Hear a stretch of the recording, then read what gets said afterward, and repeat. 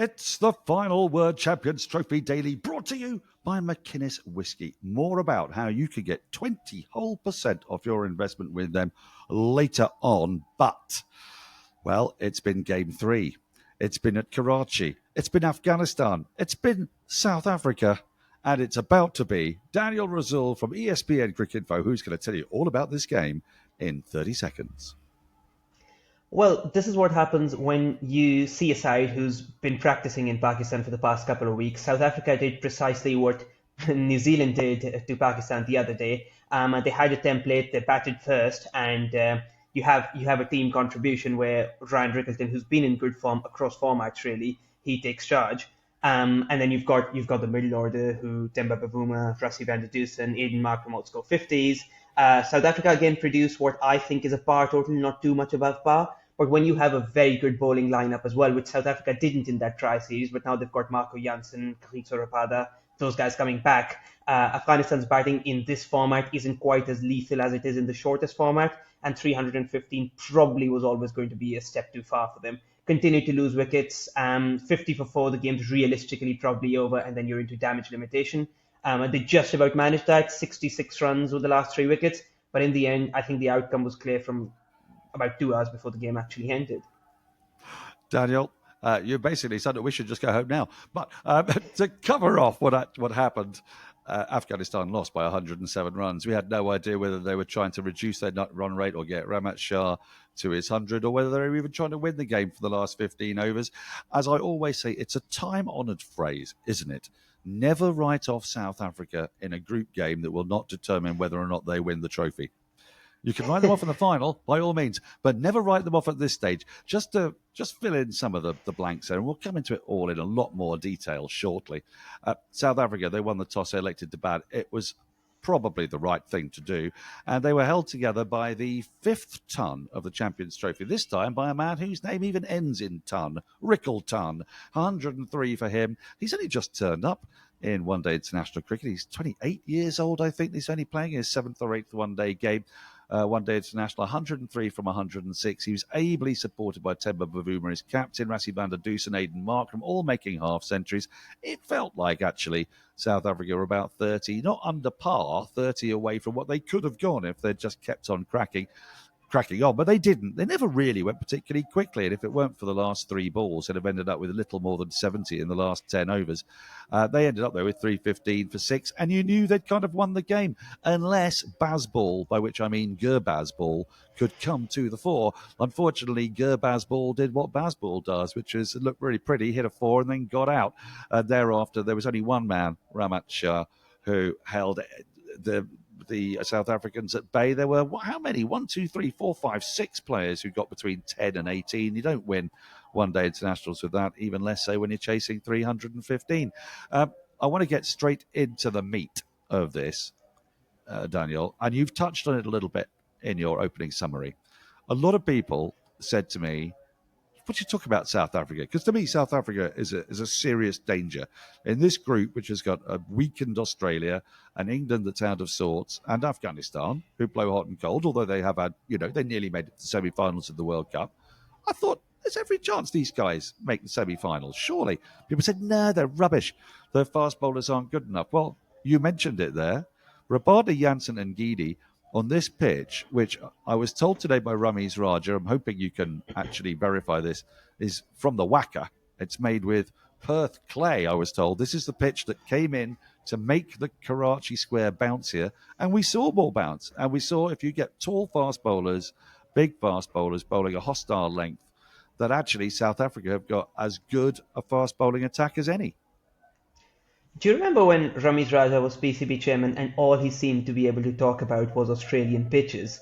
When England came in 2022, one of the things he said was he'd try and import a pitch from the Wacker and then essentially drop it via helicopter into the stadiums, which is clearly an idea that has endured even as his position as PCB chair hasn't.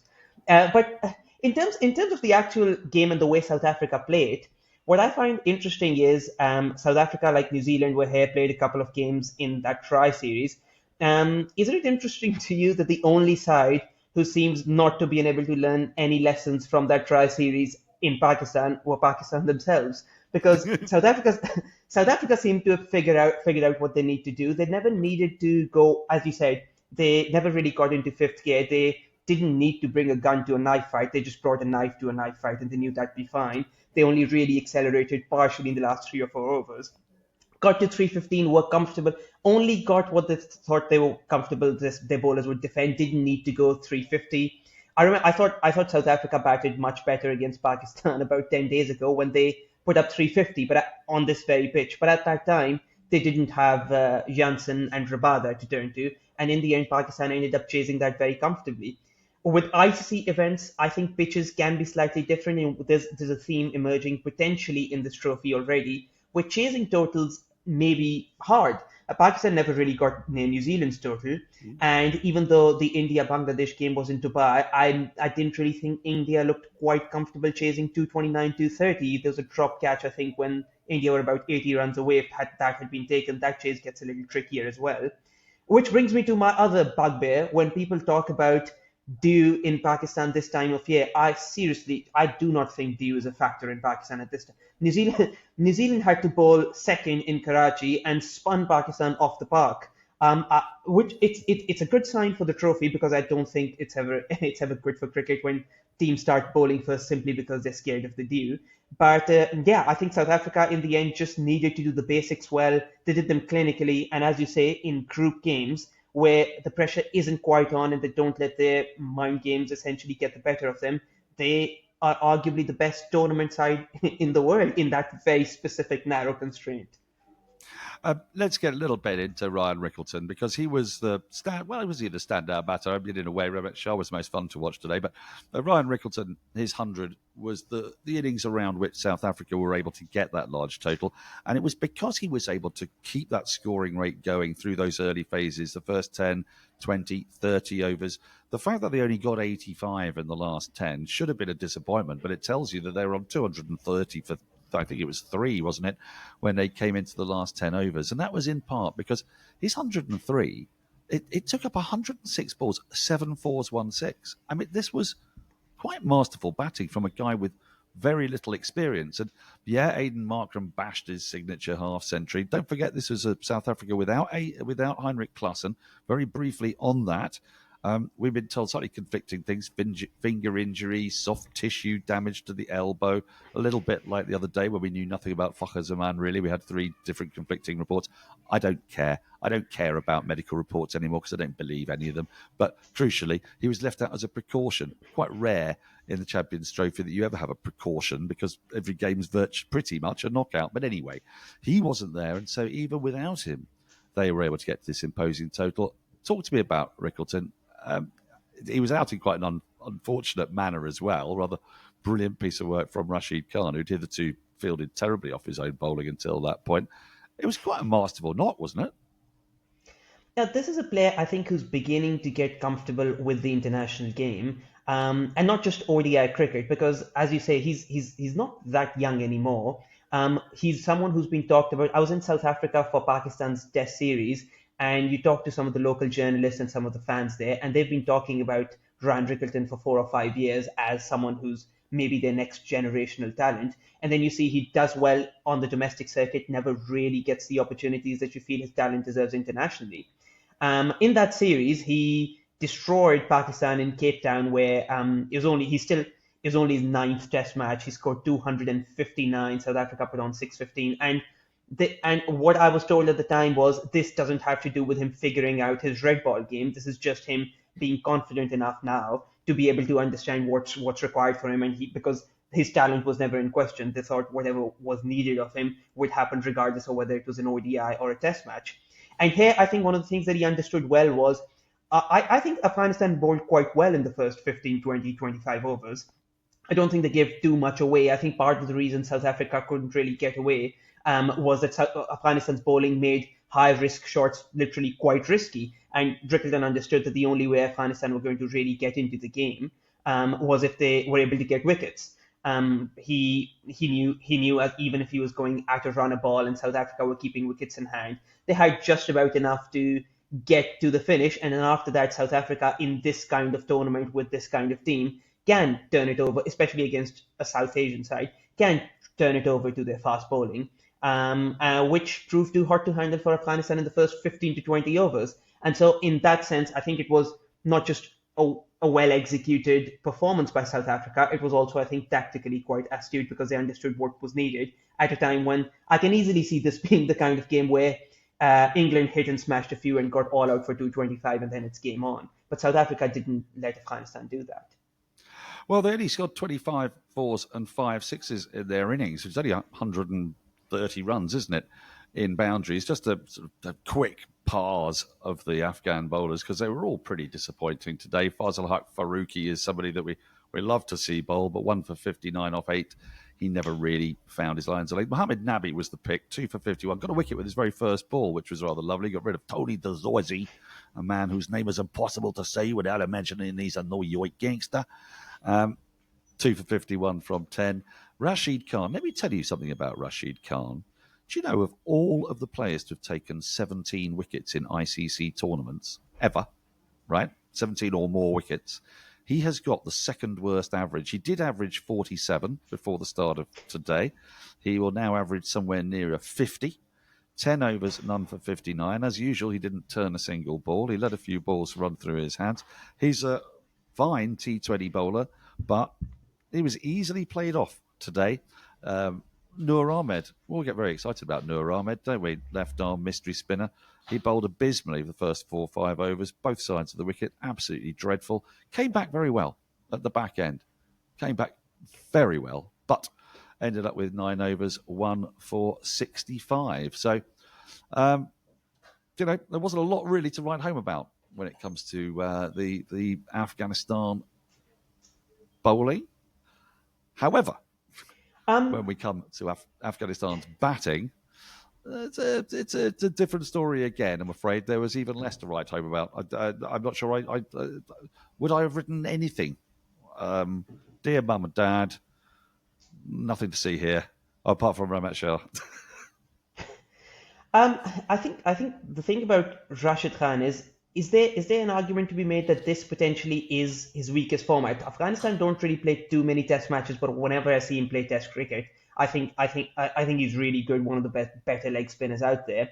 In T20s, obviously, just the stifling nature of what he could do across 24 balls and the way he could change a game, I think has both a psychological and a quality related impact on a game. I think here one of the things that he was doing potentially was bowling a little bit too wide of the crease, which is something Mitchell Santner has done in Pakistan with a fair bit of success. But when you're using that angle with a wrist spinner, it gets quite tricky. I thought Rassie van der Dusen in particular played him very well. My shot of the day was that one where Rashid tossed it up ever so slightly, one of the rare deliveries that he did toss up, and Rassie sort of just smeared him over mid-wicket into the onside. And to me, and the next ball, Rashid goes straight and he just whips him to mid-wicket for 4. And I think that's the thing. South Africa seemed to realize they wouldn't let Rashid Khan settle on any length. And regardless of whether they're scoring runs or not, if Rashid isn't taking wickets, there is an element of panic that can creep into an Afghan side because he is their talisman when it comes to that. If they're going to get wickets, Rashid is probably going to be at the center of that. And if he isn't getting wickets and Afghanistan aren't getting wickets, there's a chance he goes searching. And I thought towards the last 4 or 5 overs, his lengths began to vary. He was a little bit more inconsistent. He became a little bit more desperate. And from then on, obviously, South Africa can take further control because Rashid Khan, when he's not doing the things that make him so lethal, means he's half the bowler that he normally is. And when South Africa already have wickets in hand, that's a perilous situation for Afghanistan to be in. Afghanistan have got sort of typecast as a very exciting buccaneering batting side. That's really the Afghanistan of 6 or 7 years ago. Under Jonathan Trott, they've been altogether more pragmatic, and many times it's worked for them. They didn't score very many against England. They got just enough in a World Cup game to basically read the pitch properly in Delhi. But today was a time when they needed to be a bit more buccaneering. And as I mentioned earlier, Gurbaz was out early on. They flattered to deceive. Wickets kept going at regular intervals, really, and it was a combination of wicket for Janssen, 1 for 32, Lungi Ngidi, 2 for 56.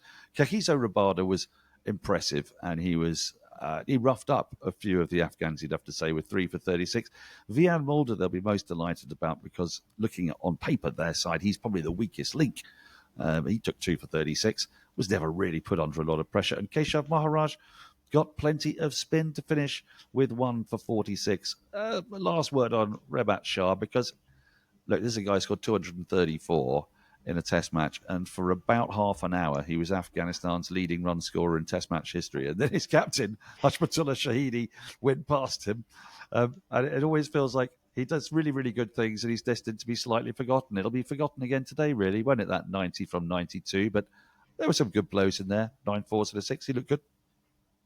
Yeah, I think there are encouraging signs for Afghanistan. As you say, this is arguably Afghanistan's hardest match of the three, partially because the way South Africa went about this game sort of neutralized what Afghanistan's threats are. When England potentially, if they continue to come after Afghanistan, that brings them back into the game a lot more. And because they struggle against pace and Australia are deprived of their three main pace spearheads, I feel Afghanistan's batting might be better suited to whatever Australia can throw at them. The fact that Rehmat Shah negotiated this bowling attack to some extent, did so at a decent clip, while wickets were falling all around him, while the pressure was building, suggests they do have a player potentially in that middle order, which can be quite useful, because this is where South Africa really crumbled against Pakistan when Pakistan gunned down 350 against them. If Rehmat Shah had had one more player, Mohammad Rizwan had Agha Salman with them, and they put on a huge partnership. If he had a player with him who could potentially put on 100, 120 run partnership, like I said, I don't think 315 is a huge total. I think you can leave a little bit more towards the last 10 or 15 overs. What tends to happen whenever you're chasing a 300 plus target is a lot of players tend to panic when they see the asking rate rising each over. Rehmat Shah, from one end, was perhaps more than equipped to be able to handle that pressure. What he can't, obviously, at the same time handle is wickets continuing to fall. A lone hand in a chase of 300 for a side like Afghanistan is always going to be a struggle. And if you see maybe one more innings like the one that Rehmat Shah plays, then you certainly see how manageable 315 suddenly becomes. And I think that's the lesson that Afghanistan can draw potentially from their next two games, because in my view, they're still very much in it in the hunt for the semi-finals. They're playing against two very flawed sides who are not in their best form right now. And yeah, I think they can take the positives and potentially just move on. The problem for them, though, is they're probably going to win both those games, because if it comes down to the scenario with three teams winning one, you lose one by 107 runs. That's almost like conceding a point. It's not ideal. Their net run rate has taken a hell of a bashing. So there you have it.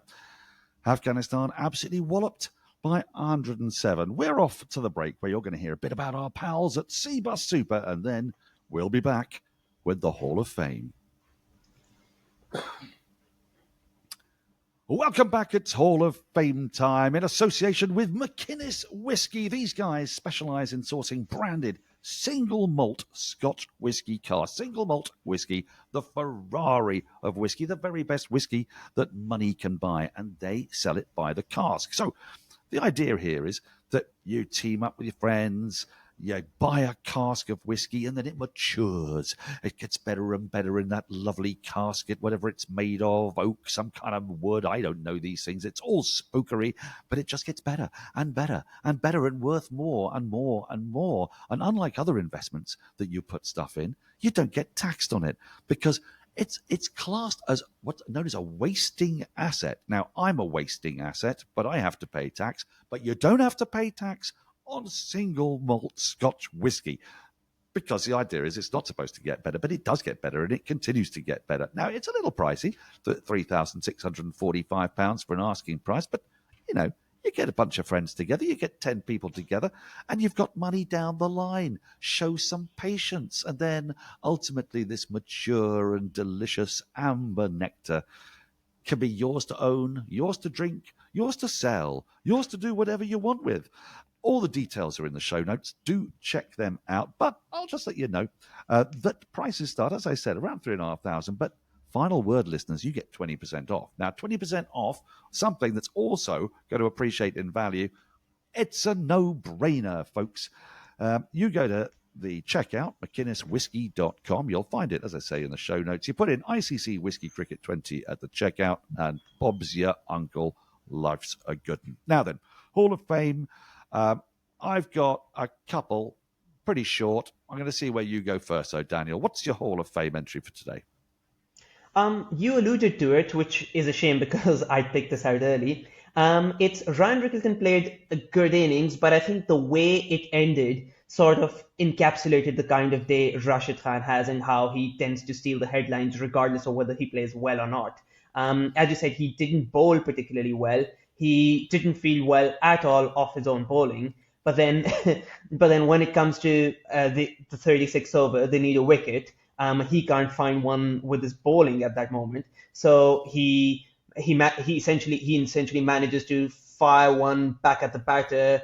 Ryan Rickleton kind of ducks and dives. And I think part of the reason he dived there was simply to avoid being hit rather than the desperation to get in his crease.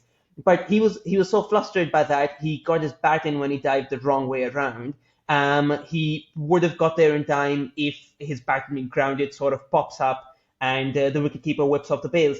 I thought at that time Rickleton was potentially looking good to really capitalize and make this a big 100, and really sort of just drive the nail into Afghanistan's coffin.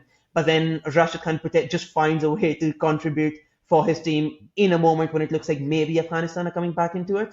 So I'm just it wasn't a game where something especially spectacular happened, but I thought there was kind of a funny moment that sort of summed up Rashid Khan's day and Ryan Rickleton's day. And those, to me, were the two main characters of that first inning. So I'm going to go with that. Ryan Rickleton ran out for 103, slightly unluckily, off the bowling of Rashid Khan. I like that. I was going to go with, for me, Rashid Khan getting a six off his first ball, walks in, batting too low, batting at number 9, whacks the ball over deep backward point. Yeah, that's how you do it. I was going to go with the cat, who was the most tenacious of the fielders I saw today.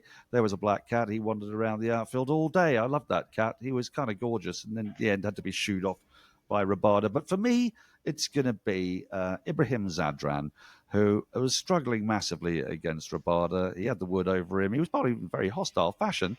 But then he hit him for 6. Suddenly out of nowhere, he whacked Rabada for 6. Very next ball, fast, straight, the second fastest ball to take a wicket in ICC Champions Trophy history, incidentally, at only 91.5 miles an hour. Knocked out his middle stump. Ibrahim Zadran ran away to square leg. And as he was going, Rabada just said, and you can see it very clearly, "Thanks, champ." That's my Hall of Fame moment. The lesson is don't hit Rabada for 6. Well, that is that's a very strong lesson. Now, everyone's tidying up around me. Everyone wants this room. I've got to go. You've been marvellous, Daniel Rasool. Thank you to McGuinness Whiskey. Thanks to all of you who listen to The Final Word Daily. But from me, Daniel Norcross, and from Danyal Rasool, until tomorrow, when there'll be more, it's Australia against England. Goodbye.